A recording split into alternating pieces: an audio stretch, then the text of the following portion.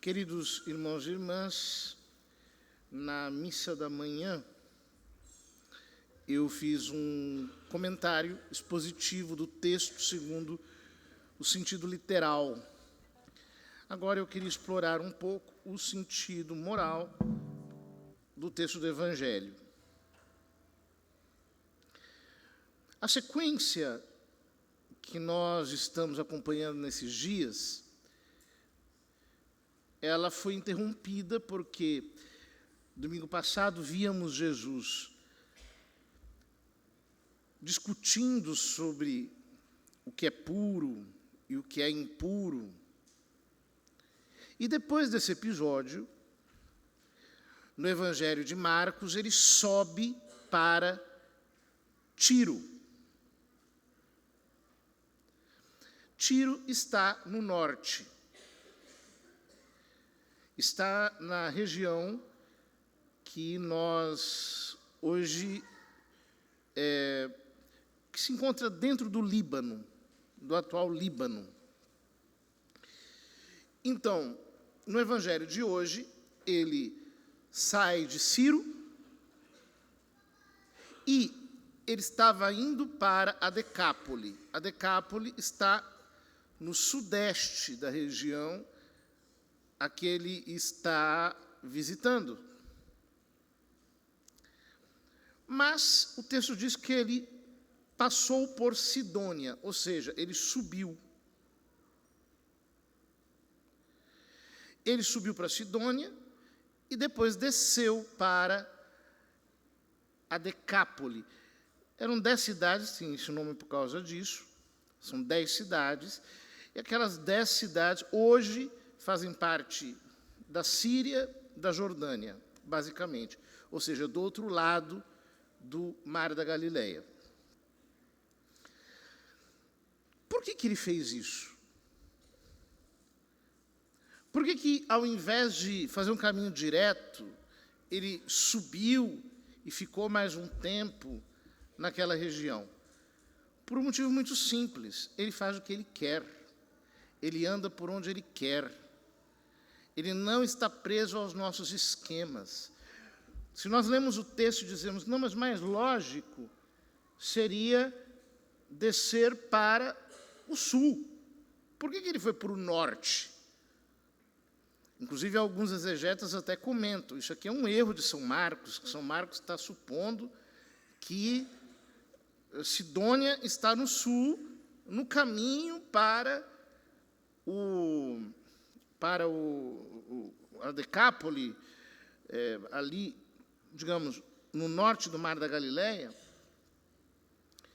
Inclusive, esses dias, uma conhecida professora de filosofia da USP estava bradando como um demônio numa apresentação de um livro, inclusive sobre os padres da igreja. É como valer-se de Satanás para citar a Escritura, né? Mas, enfim. E ela dizia, não, porque o Evangelho tem erros de geografia. Mas, dona, vá tomar um chá e vai dormir. Quem é você para dizer que o Evangelho está errado? Né? A senhora deve tomar um antidepressivo, um calmante para os nervos, porque Jesus anda por onde ele quer. Ele não cabe dentro de nenhum esquema. E do mesmo jeito que ele anda por onde ele quer, e não cabe em nenhum esquema, nós precisamos também aprender com ele a não caber em nenhum esquema. Porque muito facilmente a nossa mente se aprisiona em estruturas. E o que acontece conosco é que ficamos presos nessa maneira de conceber as coisas, num entendimento pré-estruturado. Ele foi até a região da Decápole. Trouxeram, então, um homem surdo que falava com dificuldade e pediram que Jesus lhe impusesse a mão. O texto diz que ele era um homem surdo. e diz que ele falava com dificuldade. Ou seja, ele não entendia nada. É dessas pessoas que a deficiência vocal está em função da deficiência auditiva. Ele não consegue se comunicar porque ele não consegue entender os fonemas, não consegue compreender os sons e, portanto, não consegue emitir os sons por falta de compreensão. Quantos de nós estamos em situações que nós não conseguimos entender, que escapam à nossa capacidade de cognição? Nós, muitas vezes, estamos enxergando a realidade com lentes pré-fabricadas que foram fabricadas para que nós não enxergássemos a realidade, com lentes que distorcem a nossa percepção. Nós, muitas vezes, somos vítimas de uma surdez, que é a incapacidade de escutar verdadeiramente as pessoas. Nós entendemos tudo errado. A nossa mente organiza aquilo que nós escutamos de um modo absurdo, muitas vezes. Jesus afastou-se com o homem para fora da multidão. Às vezes, o melhor modo de entender uma situação é afastando-se dela. E muitas vezes Jesus tem que nos tirar de dentro de situações, de grupos, de conglomerados, nos quais há muito ruído, no qual nós não conseguimos entender porque ali ninguém se escuta. Qual é o grupo do qual Jesus quer te tirar agora?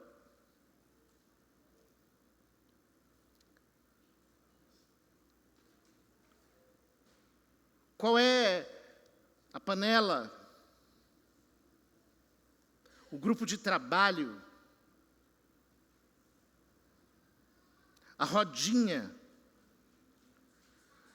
Da qual Jesus tem que te tirar porque está mexendo com a sua cabeça, está fazendo você entender tudo errado.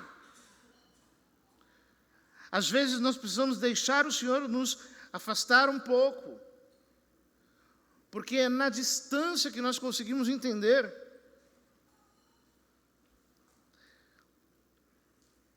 Em seguida, colocou os dedos nos seus ouvidos. Essa palavra é uma palavra extremamente forte. É a palavra ebalo, que é a mesma utilizada para falar de expulsão de demônios, a mesma para falar do envio missionário. Jesus expulsou o demônio de uma pessoa, ele deu poder aos discípulos para expulsarem o demônio. Jesus expulsou os dedos nos seus ouvidos, é o que literalmente soaria o texto. Hoje de manhã eu comentava o versículo 6 do Salmo 40, em que o salmista diz: o Senhor cavou os meus ouvidos. Ora, que diabo que entrou pelo seu ouvido aí? Quem é que anda falando coisas para manter o seu entendimento cativo? Quem é que está querendo monopolizar a sua atenção? Te separar dos outros, te dividir? Que diabo entrou aí que Jesus precisa expulsar com o poder do seu dedo? O dedo de Deus. O dedo de Deus que opera prodígios, o dedo de Deus que realiza milagres, assim como no Egito, os magos reconheceram, diante da praga das moscas, nós não conseguimos reproduzir isso, porque isso aqui é coisa do dedo de Deus. Talvez Deus tenha que curar a tua surdez, você não tem conseguido ouvir de verdade, porque alguém colocou um demônio dentro do teu ouvido. Alguém veio com um comentário diabólico de separação, de divisão, e o quanto a palavra tem poder. Jesus diz que a palavra é uma semente. Mas assim como existe trigo, existe o joio. E se Deus semeia a sua palavra no nosso coração, o inimigo semeia joio na nossa alma através de palavras ditas por pessoas que são instrumentos dele. Quem é que tem te jogado para baixo? Quem é que tem sido a voz do diabo para te deixar com medo, aprisionado? Quem é a pessoa que o diabo tem usado para te ferir, para te machucar, para te deixar agitado, triste, por causa da sua ingratidão, sua falta de reconhecimento, sua falta de compreensão, seu nervosismo excessivo? Quantas vezes nós abraçamos as sementes do demônio? Ah, porque falaram isso, porque me disseram aquilo. As pessoas são capazes de dizer coisas horrorosas. Hoje mesmo, me contavam de um sacerdote no norte do país. Levantaram uma calúnia contra ele, um jornalista. E absolutamente nada consistente, sem provas, sem nada disso, publicaram uma notícia destruindo a sua índole, e ele, que já estava depressivo e com problemas de ansiedade, teve uma crise tremenda e acabou se matando.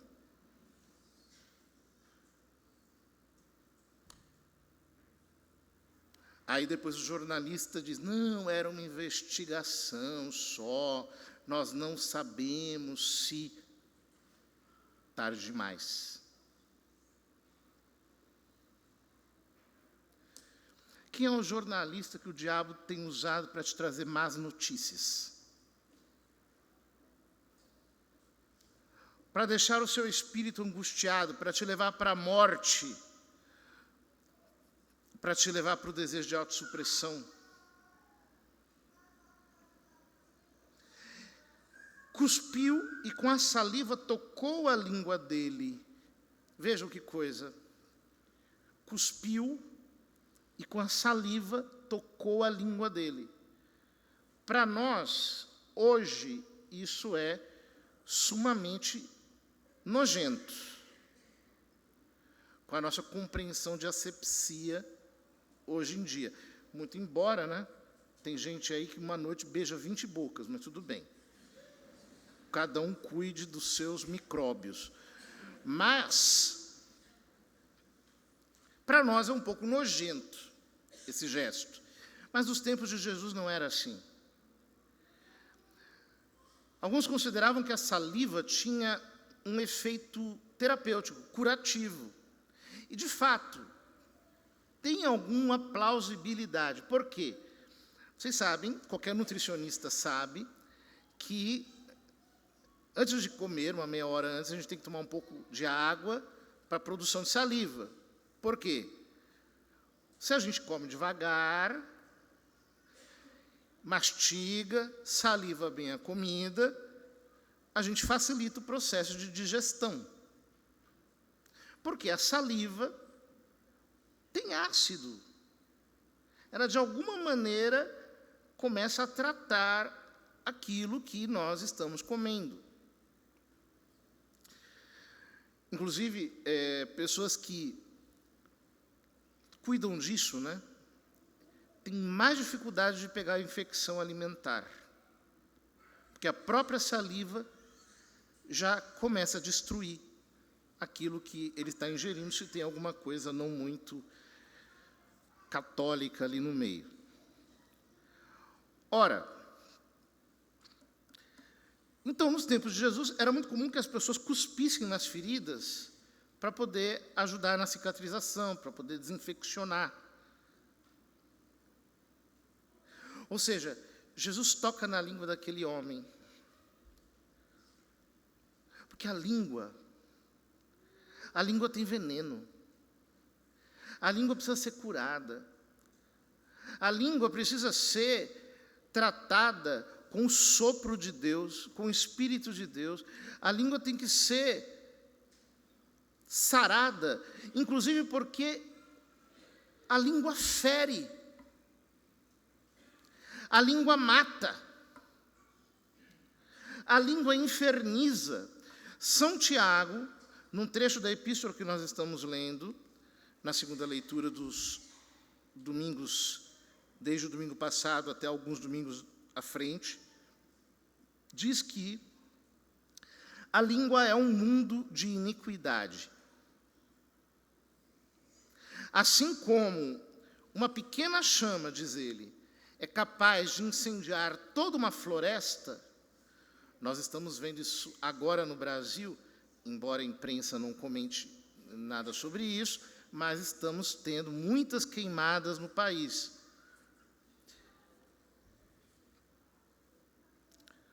Uma pequena chama pode queimar uma floresta inteira. A língua, diz São Tiago, é um mundo de iniquidade. Nós temos que tomar muito cuidado com o que sai da nossa boca, queridos irmãos. Muito cuidado. Muito cuidado com os nossos comentários irresponsáveis. Tem muita gente cuja língua é rápida, e mais rápida do que o cérebro. As pessoas falam sem pensar. Parece uma torneira de esgoto aberta, em que ali sai de tudo. São incapazes de manter sigilo, segredo, confidencialidade. São indiscretas. Gostam de trabalhar com especulações, com hipóteses. A língua é um mundo de iniquidade. E nós precisamos saber usá-la. E para saber usá-la, nós precisamos aprender a escutar primeiro. Jesus toca primeiro o ouvido para depois tocar a língua, porque só quem aprende a escutar muito é capaz de falar com sabedoria.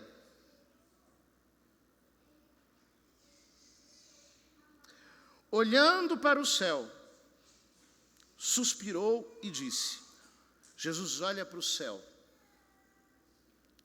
É uma imagem muito bonita. Imaginar Jesus abrindo os ouvidos do homem, cospe, toca e olha para o céu. Por que ele olha para o céu? Ele não é o próprio Deus? Ele olha para o céu, meus queridos, porque nós precisamos aprender a olhar de cima as coisas. Quando você está muito implicado em situações conflituosas, no meio de ruídos entre pessoas, quando você está misturado no meio de uma baderna qualquer, se você não aprende a se colocar na perspectiva do alto, a olhar por cima, na perspectiva de Deus, você julga todas as coisas segundo a carne. Mas apenas quando a gente aprende a olhar na perspectiva de Deus, e é muito interessante que o texto literalmente diz que Jesus gemeu. Esse suspiro é um suspiro sonoro. Ele gemeu. E São Paulo diz que nós não sabemos nem orar como convém. E o Espírito vem em nosso socorro com gemidos inefáveis, inexprimíveis. Ou seja, nem para orar a gente presta. Nós precisamos da assistência do Espírito Santo e muitas vezes é melhor orar no Espírito e gemer diante de Deus, porque nós não temos capacidade de julgar as situações. Tome muito cuidado com os seus juízos precipitados. Talvez você tenha até o vício familiar, de tirar conclusões daquilo que você vê, de julgar intenções a partir de ações, de esquadrinhar aquilo que pode estar por detrás de uma situação, coisa que os nossos olhos não veem. Eu preciso aprender a olhar para cima e gemer, porque nem orar direito eu sei. Então Jesus disse, efatá, que quer dizer abre-te. Abre-te. O que acontece? A nossa cabeça tem que ser aberta, a nossa mente tem que ser aberta, a nossa percepção tem que ser aberta. Talvez você esteja com um pensamento muito fechado numa caixinha. As suas ideias talvez tenham a profundidade e a direcionalidade de um caramujo que gira em torno de si mesmo o tempo todo. Abra a tua mente. Talvez você esteja olhando as coisas numa perspectiva e quando você gira, você percebe tudo diferente. E é exatamente assim. O texto diz que imediatamente seus ouvidos se abriram. Sabe quando você diz assim, bem que fulano tinha falado, e eu não quis ouvir. Aí acontece uma coisa, você diz, agora eu entendi. Fez sentido. Na hora eu não prestei atenção. Eu estava tão focado em outra direção que eu não percebi aquilo que era evidente, que estava diante de mim. Isso significa que os ouvidos se abriram, que a língua se soltou e ele começou a falar sem dificuldade. Ou seja, ele teve uma compreensão clara das coisas. Não apenas uma impressão clara, mas a impressão clara deu origem a uma expressão clara. Porque nós somos assim. Nós só conseguimos entender quando nós conseguimos exprimir. Nós não entendemos quando nós não conseguimos explicar, inclusive para nós mesmos. Ele entendeu. A sua expressão se abriu. Mas o que Jesus diz na sequência? Jesus recomendou com insistência que não contasse a ninguém. É muito interessante isso. Jesus cura o surdo, cura a língua dele e fala, fica calado.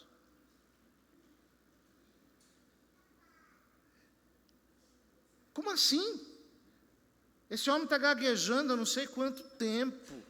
Ele não consegue falar direito. Agora que ele tem voz para falar, o Senhor está dizendo, fica quieto. Mas é porque é assim. A palavra vale prata, o silêncio vale ouro, diziam os antigos. É melhor calar do que falar. É melhor escutar do que dizer. Nós precisamos aprender que a verdadeira cura da língua está justamente quando nós aprendemos a silenciar. Sem isso nós não vivemos a caridade. Nós ficamos o tempo todo especulando, julgando, imaginando. Nós o tempo todo estamos ali falando, procurando completar quadros, preencher lacunas que não nos dizem respeito, sobre as quais nós não sabemos nada. Mas o texto diz que quanto mais Jesus recomendava, mais eles divulgavam, e muitos impressionados diziam: ele tem feito bem todas as coisas, aos surdos faz ouvir e aos mudos falar. Sabe, há uma diferença de quem anda com Deus. Ele não se apresenta. É Deus quem diz quem Ele é. Ele não precisa falar. Ele não precisa fazer nada. Há uma luz que brilha a partir dele. Ele reconhece o seu lugar, ele sabe que foi escolhido. Ele sabe que ele pode ficar ali, na posição mais humilde, porque é Deus que vai tirá-lo do nada para a existência, que vai recriar, que vai fazê-lo ser. Mas não, nós vivemos numa geração em que todo mundo é precipitado e quer logo se apresentar, que se recomenda a si mesmo. Que coisa tão inútil. É melhor ser recomendado por Deus. É melhor que a graça de Deus seja o nosso cartão de visitas. Eu prefiro não me apresentar. Eu prefiro ser um vaso de barro que Deus refaz 1000 vezes se for necessário. Mas que Ele pode dizer, é matéria-prima tirada do chão. Eu levanto, eu exalto com a minha mão. Eu faço, eu construo. Você é um vaso de Deus. Você é um vaso que Deus está formando. Portanto, não se preocupe com o que as pessoas dizem. Não se preocupe com nada. Por uma única razão. Quem te levanta e quem te derruba é Deus. Não é ninguém. É Ele. É Ele que conduz tudo para o teu bem. É Ele que te faz andar.